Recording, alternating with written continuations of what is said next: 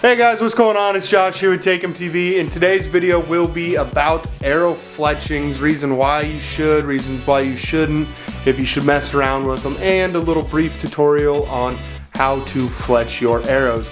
That being said, I hope you guys enjoy today's video, but please first do something for me. Go ahead, hit that subscribe button, hit that like button. It only helps me out. Hey guys, what's going on? It's Josh here with Take 'em TV, and today I want to talk about arrow fletching and why you should do it. So now in the hunting industry, we always see, people are arrow fletching, people are coming out with their own fletchings, people are shooting 3 fletchings, 4 fletchings, sometimes even 5 fletching arrows. But however, the most common is going to be your 3 fletch arrow.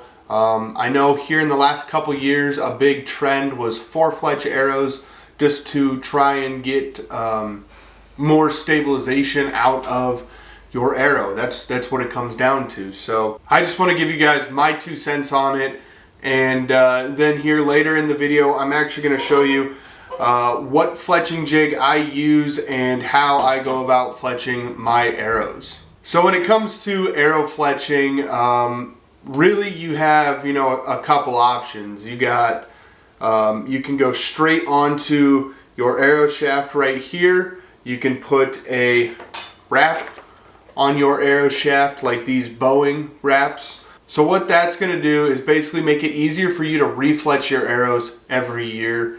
I would highly recommend putting on arrow wraps, whether you damage an arrow, you rip a vein off, or you just want to go ahead and redo all of your fletchings for the next year. Having these arrow wraps on your arrows will make your life way easier. You're not going to have to be peeling off glue. You're not going to have to buy new arrows if your arrows already work for you. So arrow wraps are a huge thing that I would recommend for anybody and everybody who are looking into fletching your own arrows. Right here, I'm going to show you guys just a quick video of me earlier taking off my 4 fletch arrows. It's honestly pretty easy on taking these off. You just got to use a heat gun or a hair dryer in my instance and give them a little heat, and they should peel off with most of the adhesive coming off. It shouldn't take you long to prep them again. All what you got to do is just take some acetone and put it on a little rag and wipe off where the residue or the leftover glue from the arrow wraps were. Okay, so all what I'm going to do right here is, this is my old setup. I try and find where the vinyl ends, and on this setup happens to be right on top of a vein, so I'm actually going to rip that vein off to expose the edge of the vinyl.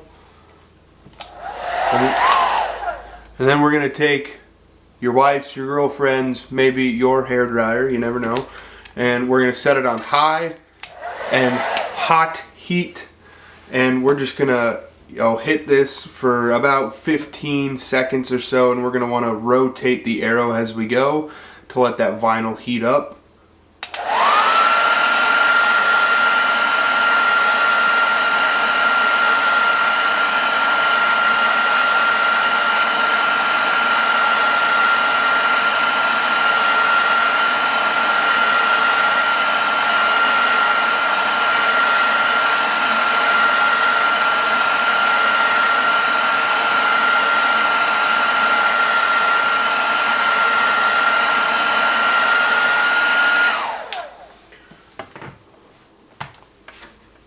Okay, then once that's done, we should be able to find the start point of the vinyl and just slowly start to peel it down. In my case, I might run into some glue like I did right there. I just want to work the vinyl down basically. And you can peel and pull all of this off to where you're just getting the vinyl. Use your fingernail, scratch it a little bit more, get the vinyl coming again. It's not a fun process, I will tell you that, but This is definitely the easiest way that I have found to take off old arrow wraps. Vinyl is super dependent on heat and everything, so doing this also allows most of the adhesive on the old vinyl wrap to come off with, so makes cleanup a little less. So we're almost done, just got a little piece left.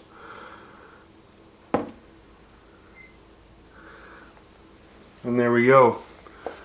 That arrow shaft is cleaned of all of the old arrow wrap. And we're just going to use a little bit of friction with our fingers to work off the extra glue that may have been left on there. And now that is ready to be fletched once again. So we're going to clean this, put the new wraps on, and we're good to go. Now once you've decided on what kind of arrows and fletchings and wraps that you want to use, the next thing is going to be deciding on if you want a 3 fletch or a 4 fletch, sometimes even a 5 fletch. Now all of these fletching variations have their pros and their cons to it. With a 3 fletch, you're going to get a little more speed out of it because you don't have an extra fletching there to have drag on your arrow shaft. But you could sacrifice and say that your broadhead won't have as much steering from the fletching. However, in today's market, I feel like broadhead companies are doing their absolute best to deliver a great product to people that is, 1, aerodynamic, and 2, doesn't throw off your flight too much. Using a 3 fletch, I would highly recommend using a fixed blade, such as the Magnus Stinger like I shoot, the Magnus Hornet, some G5s have some really good ones, and this is where I would also tend to push people to use single bevels or maybe double bevels. Now the 4 fletch has a lot of pros and it has a lot of cons. It's going to give you great stabilization mid-flight, but it's going to slow down your speed just a little bit. You got extra drag back there and you're creating more rotations. So it's gonna affect how fast you are shooting ultimately.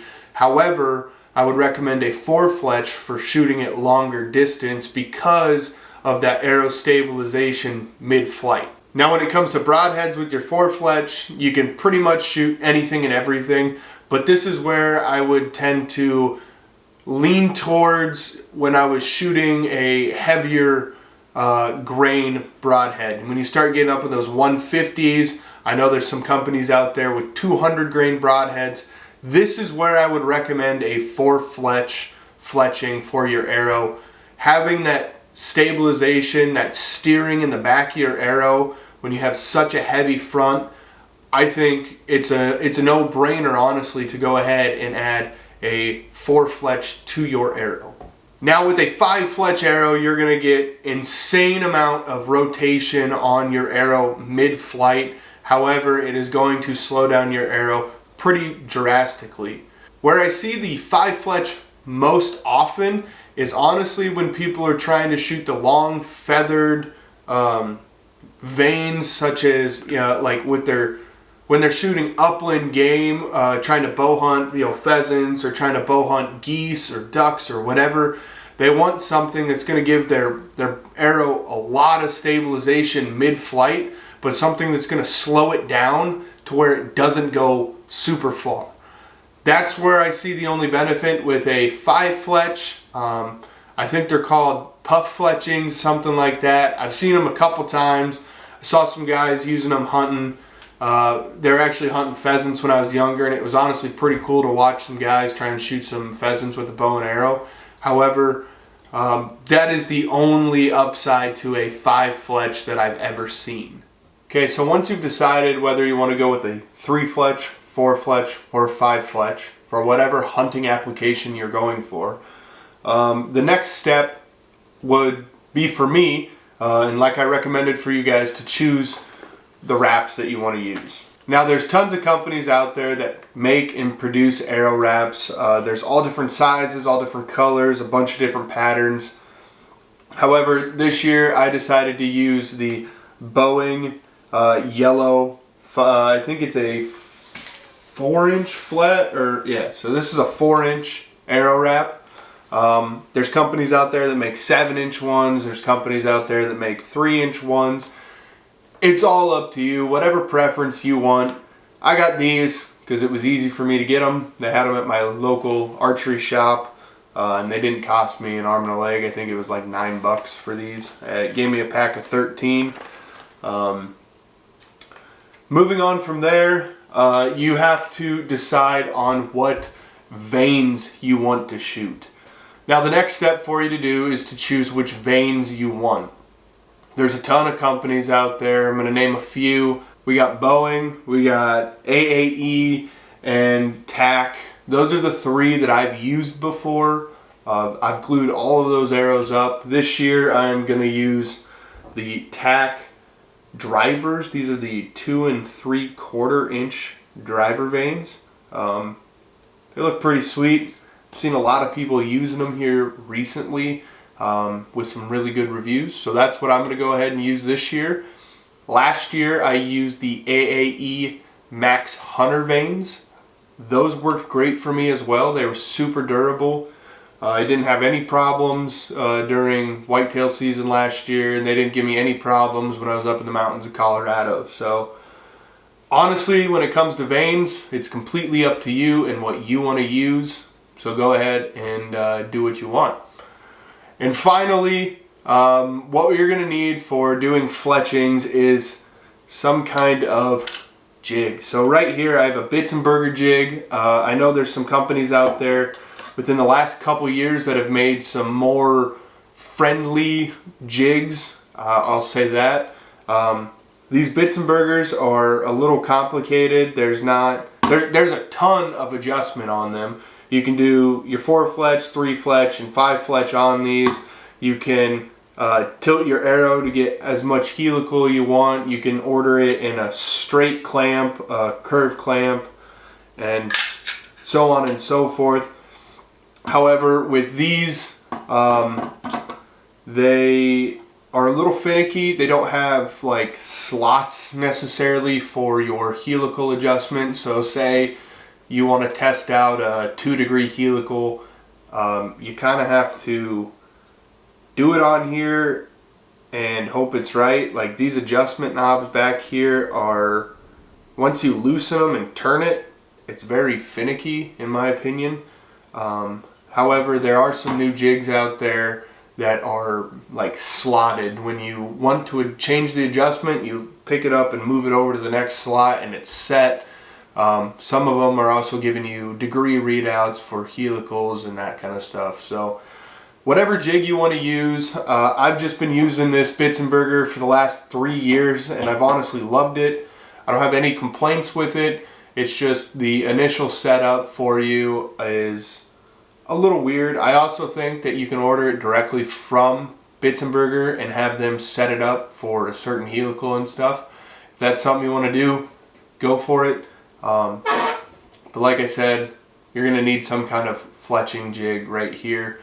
I don't recommend the cheap plastic ones that go onto the bottom of your fletching and then wrap up around. I would stay away from those.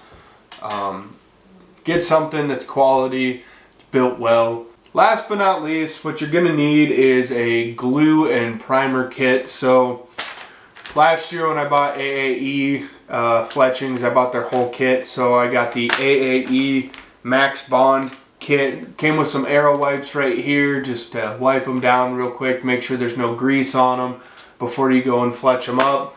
It also comes with your primer pen, which is incredibly important, and finally your glue. So primer pen and the glue are super important. The wipes, I would personally recommend acetone. It just works better for me. So okay, so now I'm going to walk you guys through basically what I do when I fletch an arrow. So I've got one arrow right here and we are going to go start to finish on this from the beginning. So right now it's just bare shaft. I've already cleaned it off with acetone.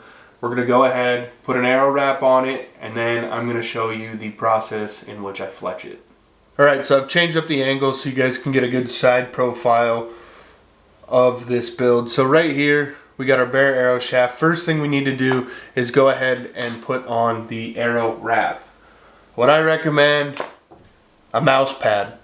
So this is going to allow you to push down and roll the arrow shaft on the arrow wrap a lot easier than using a hard surface. This is kind of going to give you some push down into the wrap, and the wrap won't move on you at all.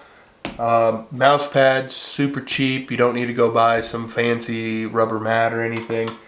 This is what I use every single time. So here's the arrow wraps we're going to use. Just going to peel from the bottom corner up.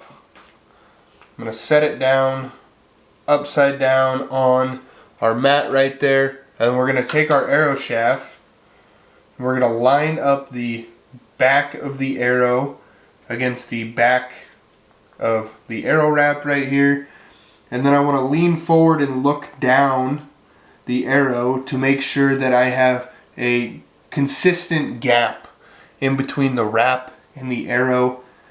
And then all I want to do is go ahead and start to roll and push the arrow forward. Then I like to make sure that front lip is seated, and then we'll finish rolling it out right there. Give it a couple rolls real quick, make sure it sticks real well. And that right there is how we put on our arrow wrap. Moving on to actually fletching the arrow, the Bitzenberger jig is honestly incredibly simple to use when it comes to fletching. What we're going to do is we're going to set the arrow right into this pocket down here. Got to make sure that you have your nock on here, because there's a little V down in there that grabs onto the nock, and that's what gives you your set screw, the turn rate. So like right now I have it at 120 degrees, which is going to be a 3 fletch arrow. But that's what allows you to get that turn, so then you can do your 3 fletch, 4 fletch, 5 fletch, whatever. So along the Bitzenberger jig, I don't know how well you guys will see it, but we have a little tape line readout right here. What I do every year is I wipe it off, I make sure, you know, the clamp's all clean, there's no glue or anything, and then I like to take a Sharpie and mark whichever line I want the back of my veins to line up with every single time, so that way I'm just not forgetting.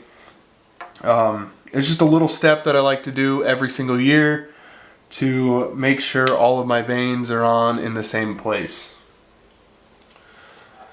So we're going to go ahead, we're going to grab a black vein, open up the clamp, and insert into the clamp. We want to make sure it's sitting flush. The back is lined up with our mark. Looks good. And then we're going to grab our primer pen. Take our cap off. One thing I always like to do is to make sure the primer pen is primed. Just tap it on a paper towel a couple times. And then we're just going to go up and down. That's it. Make sure the entire thing is primed. And then we are going to need our glue. With this stuff, you don't need a ton, you just need a little bit. So what I like to do is put a dab on the back side, a dab in the middle, and then a dab up front, and then kind of smear it. Stuff's incredibly sticky. A little bit goes a long ways. Check and make sure you got the entire vein covered. And then all what we're going to do is use the magnet surface right here on the jig. Start it high. I always like to come down and meet the back. And then I seat the back first, support the arrow a little bit, and then push the front right on. I'm going to hold it here for just a couple seconds, let it go. At this point, if you have any excess glue on your vane, what you can do, just take a little Q-tip here, slide it up and down, and that should get rid of all of your excess glue. We're just going to let this sit for a couple seconds just to make sure we got a good bond, and then we're going to take the clamp off and move on to the next one.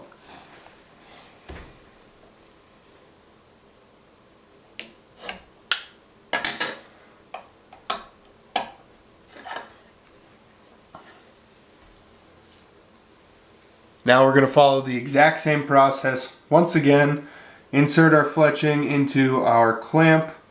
Make sure it is aligned where we want it. Take our primer pen. Make sure it's primed.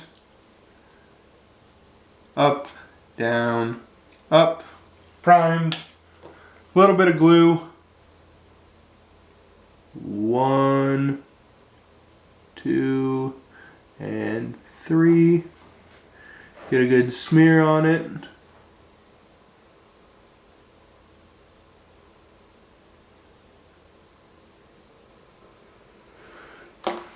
And then we're going to set it on there, make sure it's level, touch the back to the jig, back down first, and then push it up to the front, give it a little bit of pressure just so it gets a good seat. And then we're there. And then once again, if you have any glue, we can take our Q-tip, slide it down, and all the glue's gone. Let it set for about 10 or 15 seconds.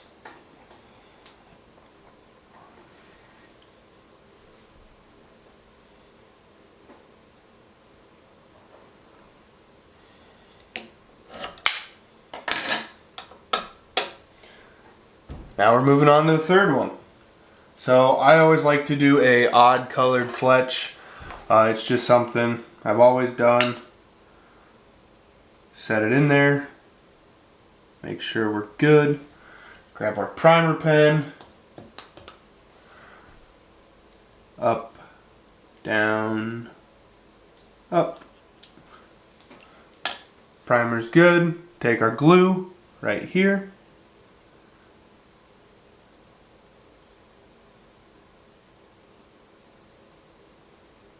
Glue is on. Let the clamp sit there so it's nice and flat. Touch the back to down here. Push the back. Ooh, arrow moved out. Touch the back down and push the front forward.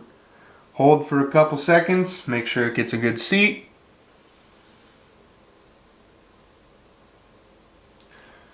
We're going to let it sit there. While we're doing that, we can take our Q-tip again, slide up. Give it about 15-20 seconds once again.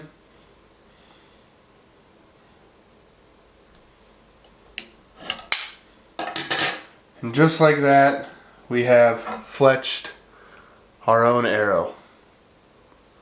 Hopefully you guys can see that pretty good there. Try and give you a look of the helical on it. It's a small one. Oh, it's super hard to see. Oh, that might do better. Yeah, there you go.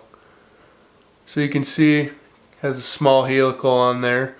Now what I like to do is I like to just stand them up for a couple hours just to make sure they are perfectly dry. Alright, so now that we've gone and fletched one of our arrows and you guys see how fast it actually goes, I hope this video does inspire some of you guys to go ahead and fletch your own arrows. Branch out, try something. Doing this allows you to experiment with your arrows. Maybe you can get better flight out of your mechanicals, you can get a better flight out of some of your fixed blades just by simply changing up your vane setup on your arrow. And I would highly recommend you to experiment with them. It doesn't take you too long, a couple minutes per arrow maximum. You're going cleaning it, putting a wrap on and then putting vanes on it, and it can honestly change your hunting game a lot. And experimenting with your vane setup can lead to a bunch of positives within your bow hunting. You know, you can get a better flight out of your broadhead. Maybe your arrow will have a better flight path at distance, and it can give you the confidence to take those longer shots at 60, 70 yards, and even further if you want it, honestly. So if you guys have any questions, please put them down in the comments. I can answer any question you guys have for me. And with that being said, I hope you guys enjoyed today's video, and I'll freaking see you later. Peace.